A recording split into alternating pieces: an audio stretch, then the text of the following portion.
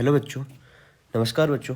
तो हम बात करते हैं आज एक नया टॉपिक लेके आए अपन इवोल्यूशन, जो कि आपका 12th एनसीईआरटी न्यू एनसीईआरटी का कोडिंग 6 नंबर का चैप्टर है बेटा। तो हम ये सारी जो एक तरीके से अपन पढ़ रहे हैं, ये 10 to 15 मिनट्स का जो है एक टाइम ड्यूरेशन लेते हुए हम पैराग्राफ ले रहे हैं एक एनसीईआरटी का, जहाँ से क्वेश्चन बनने की पॉसिबिलिटी बनती है या फिर एक अच्छा टॉपिक है, और उनको अपन उठा के वहाँ से अपन जितनी चीज़ें अपन समझ सकते हैं उनको समझने की कोशिश कर रहे हैं। तो आज का जो टॉपिक है बेटा वो है मैकेनिज्म ऑफ इवोल्यूशन। आज का जो टॉपिक है वो आपके सामने दिखाई दे रहा होगा आपको, मैकेनिज्म ऑफ इवोल्यूशन है। मैकेनिज्म ऑफ इवोल्यूशन के अंदर सबसे पहले अगर आप स्टडी करो या फिर बात करें, अपन इसको थोड़ा सा स्टार्ट करते हैं, तो यहाँ पर आपको दिखाई दे रहा होगा कि क्या बोल रहा है, what is the origin of this variation. सबसे पहले तो ये पूछ रहा है कि वेरिएशन कहाँ से आए, इस चीज़ को एक्सप्लेन करूँ। And how does speciation occurs, and speciations कहाँ से होता है या स्पेशिएशन का मतलब क्या होता है, सबसे पहले तो अपन यही समझेंगे। एंड देन फिर इस क्वेश्चन का आंसर अपन देंगे बेटा। What is the origin of this variation. अगर अपन बात करें तो सिंपल से अपन पूछ रहे हैं कि वेरिएशन का ओरिजिन कहाँ से होता है, और उससे पहले अपने को समझने की ज़रूरत है एक्चुअल के अंदर कि ये जो ओरिजिन है या सॉरी ये जो वेरिएशन की आप बात कर रहे हो, ये वेरिएशन होते क्या है। तो अपन बात करते हैं वेरिएशन एंड म्यूटेशन के बारे में कि एक्चुअल में वेरिएशन और म्यूटेशन होता क्या है।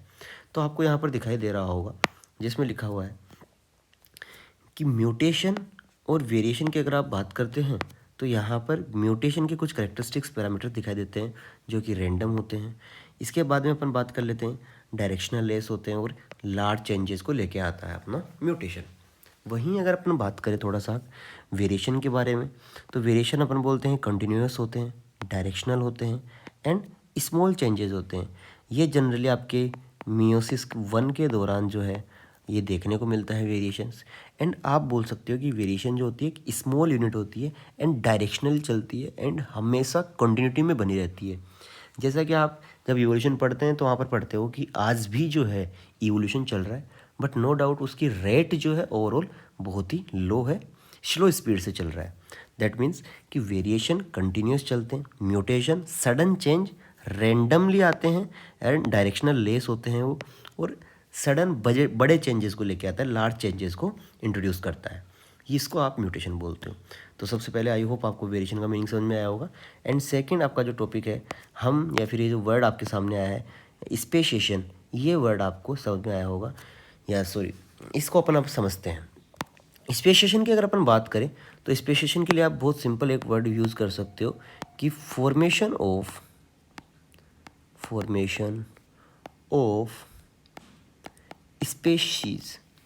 स्पीसीज़ का फॉर्मेशन।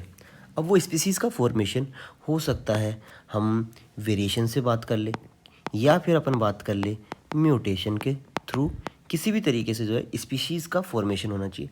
जनरली जब अपन इवोल्यूशन की स्टडी करते हैं तो हम बोलते हैं कि वेरिएशन कभी इतना बड़ा चेंज लेके नहीं आ सकता कि एक न्यू स्पीसीज़ का फॉर्मेशन हो जाए या फिर अपन बोल दे स्पेशिएशन करवा दे। तो वेरिएशन बहुत ज़्यादा किसी लेवल पे अपन बात करें तो इतना इफेक्टिव फैक्टर लेके नहीं आता है, बट हाँ म्यूटेशन ऑलवेज भी ये चीज़ को प्रिपेयर या फिर बात करूँ मैं डिफाइन करता है कि सडन चेंज आने से एक नई स्पीसीज आने के चांसेस होते हैं बेटा। ओके, अब सडन से अचानक से जो भी चेंजेज आएंगे उससे मैक्सिमम टाइम ये देखने को मिला कि ये म्यूटेशन हार्मफुल होते हैं। ये इनके बेसिक पैरामीटर्स के अपन ऊपर बात करते हैं वेरिएशन एंड म्यूटेशन के लिए। नो डाउट दोनों ही चेंजेज है, एक स्पीसीज जो कॉन्टिन्यूटी में बनी हुई थी उनमें चेंजेज है। चलो नेक्स्ट पॉइंट आगे बढ़ते हैं। इवन द मेंडल यहाँ से पढ़ना स्टार्ट करते हैं। Even though Mendel had talked to inheritable factors influencing phenotype. देखो बहुत सिंपल एक चीज़ को समझिए कि इवोल्यूशन जिस तरीके से हम बात करते हैं, आपने जब भी कहीं पढ़ा होगा तो आपने सुना होगा कि इवोल्यूशन या फिर आप बात करिए आपके जो नेचर होता है वो एक्चुअल में किसी भी ऑर्गेनिज्म के फिनोटाइप के ऊपर ऑपरेशंस करता है and the select the genotype of organism. Nature जो होता है वो फिनोटाइप पे काम करता है। दैट मीन्स आउटर मॉर्फोलॉजिकल जो बॉडी पार्ट्स है या फिर अपन उसका मॉर्फोलॉजी की बात करें, फिनोटिपिक करेक्टरिस्टिक्स की बात करें, जिनको हिंदी में लक्षण प्रारूप बोलते हैं बेटा, उनके ऊपर काम करके जीन प्रारूप को सिलेक्ट करता है, जीनोटाइप को सेलेक्ट करता है। अब सेम चीज़ें यहाँ पर जब जेनेटिक्स के अंदर आप बात करते हो मेंडल की, तो मेंडल भी करेक्टर्स को आगे की तरफ लेके जाने के लिए या उनको इन्फ्लुएंस करने के लिए एक वर्ड यूज़ करता है जिसको बोलते हैं फैक्टर। बट उस टाइम उन्होंने भी जो है बहुत इसको अच्छे से बात करें अपन ने डिफाइन नहीं करते, बस केवल वो बोलते हैं एक फैक्टर ऐसी जैसी चीज़ होती है जो करेक्टर्स को आगे की तरफ लेके जाते हैं, जिससे फिनोटाइपिक करेक्टर्स जो होते हैं अगली जनरेशन में पहुंचते हैं। अब बात करते हैं कि डार्विन ने जो है एक्चुअल में वेरिएशन को जो इंट्रोड्यूस किए थे, वेरिएशन को इंट्रोड्यूस किया था डार्विन ने। तो यहाँ पर अपन थोड़ी सी डिस्कशन करते हैं। डार्विन के लिए भी बोला हुआ, डार्विन इधर ignore these observation to kept silence.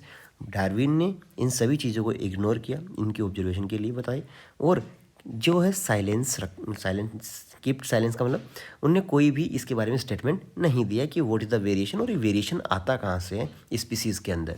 क्योंकि हम सिंपल बताए तो डार्विन को उस टाइम पर मियोसिस का नॉलेज नहीं था, या फिर वो उनको बहुत अच्छे से इस चीज़ की समझ नहीं थी, बता नहीं पाए कि मियोसिस की वजह से वेरिएशन आ पा रहे हैं। आगे बात करते हैं बेटा इसके अंदर अपन।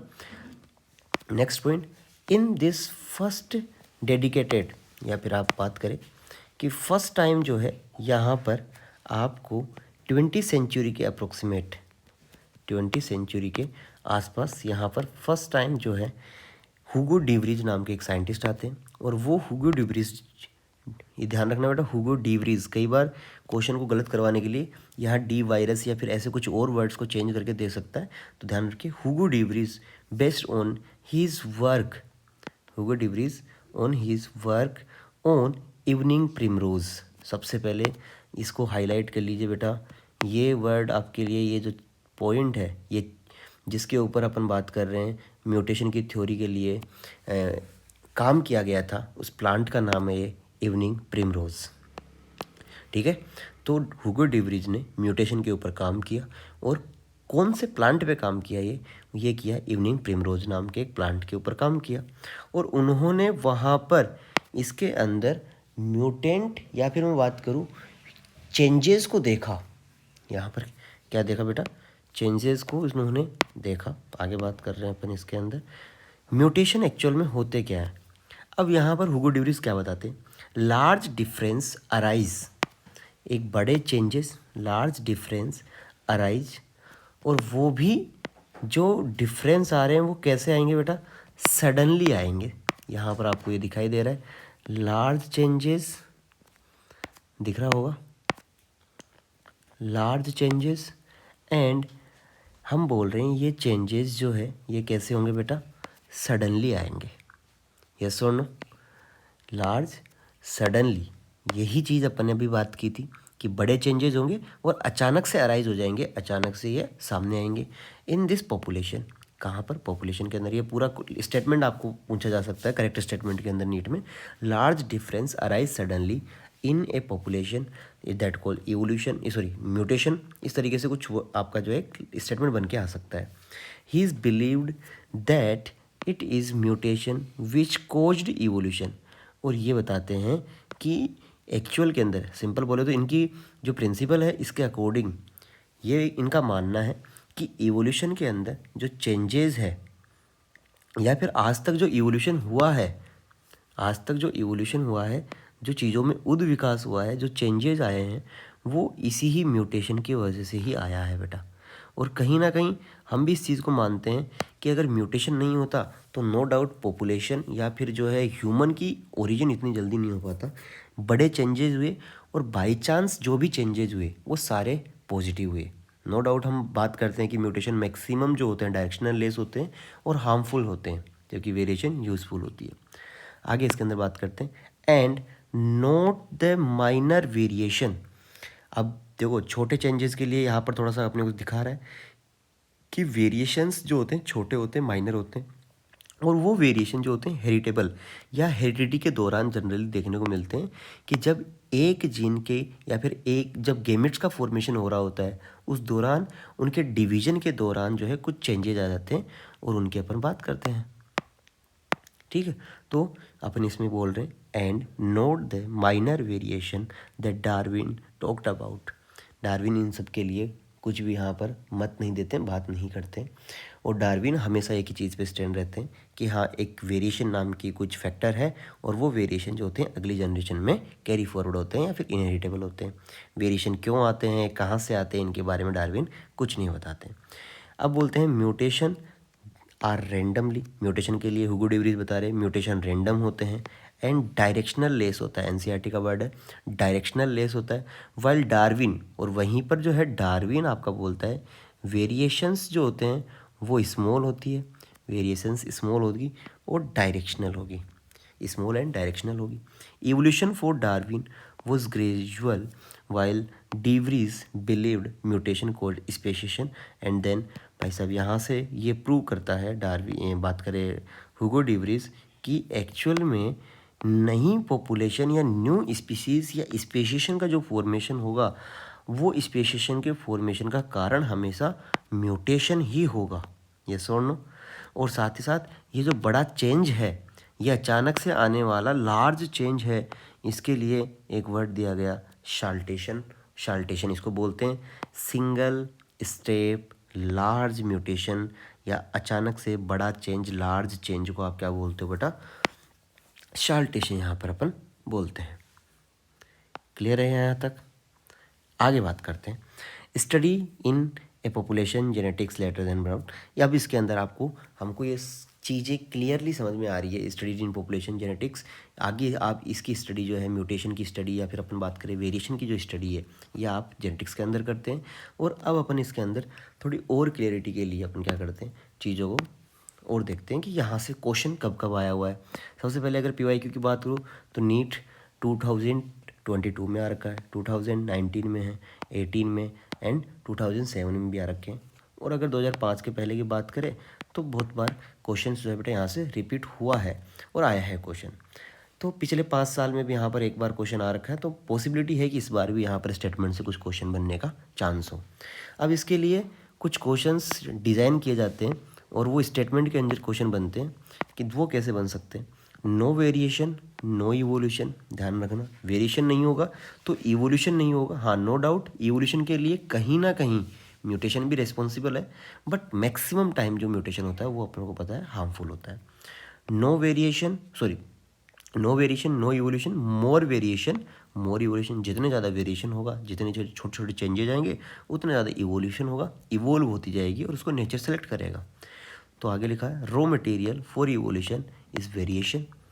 इवोल्यूशन के लिए जो रॉ मटेरियल की जैसे काम करते हैं वो कौन करते हैं, वेरिएशंस करते हैं। अब बात करते हैं कि वेरिएशन का सोर्स एक्चुअल में क्या है, वेरिएशन का सोर्स क्या है। तो एक्चुअल के अंदर हम बोल रहे हैं main source of variation, ultimate source of variation, only source of variation, all source of variation. 4 statement और इन सभी का अल्टीमेट आंसर जो है जाएगा बेटा वो जाएगा म्यूटेशन। इस चीज़ को ध्यान में रखिएगा, ये एक इम्पोर्टेंट क्वेश्चन यहाँ से बनता है, ध्यान रखना बेटा। ठीक है, मैं इसको हाईलाइट भी कर देता हूँ। ये आपको यहाँ पर अपन बात कर रहे हैं, ये आपको यहाँ पर देखने को मिल रहा है। All source of variation, only source of variation, ultimate source of variation and main source of variation. एक ही आंसर म्यूटेशन। म्यूटेशन की वजह से ये सारी चीज़ें हो रही है बेटा। ओके, तो स्टेटमेंट में बिल्कुल कंफ्यूज नहीं होना है। क्वेश्चन जब भी अटेम्प्ट करो तो थोड़ा ध्यान से, तरीके से देख के करो। ओके, तो आई होप आपको ये वीडियो से कुछ समझ में आया होगा। एंड नो डाउट बेटा पॉसिबिलिटीज़ इस बार इसकी है कि क्वेश्चन यहाँ से बन सके और बनने के चांसेस पूरे हैं। तो थोड़ा सा अच्छे से पढ़िएगा। ऑल द बेस्ट, मिलते हैं नेक्स्ट वीडियो के अंदर। और पर्टिकुलर अगर आपको कोई वीडियो चाहिए हो किसी टॉपिक का तो आप कमेंट बॉक्स में उसका नाम लिख दीजिएगा ताकि अपन नेक्स्ट वीडियो में उसी को डिस्कस कर लेंगे। ओके, थैंक यू बेटा।